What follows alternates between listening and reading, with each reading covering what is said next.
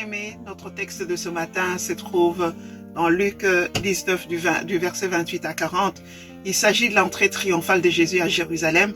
Et pour y entrer, en fait, Jésus va avoir besoin d'un anneau et demande à ses disciples justement d'aller en prendre un dans une parcelle et de dire, quand on leur posera la question, tout simplement que le Seigneur en a besoin, ce que les disciples vont faire.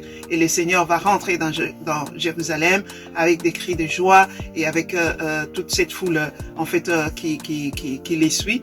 Et l'image qui m'est passée par l'esprit en lisant ces textes, même en méditant ces textes, c'est entre l'anneau et nous, enfants de Dieu. Tout comme le Seigneur avait dit à ses disciples qu'il avait besoin de cet anneau pour rentrer dans Jérusalem, de la même manière que le Seigneur a besoin de chacun de nous qui sommes créés à son image pour pouvoir accomplir c'est pourquoi il nous a établis sur cette terre, afin que quand il reviendra dans sa gloire, en fait, que nous puissions être de ces canaux-là au travers duquel nous propageons l'amour de Dieu, nous propageons la compassion, le pardon, l'humilité, et nous sommes les canaux au travers duquel l'évangile de Dieu est propagé et se répand partout sur la terre.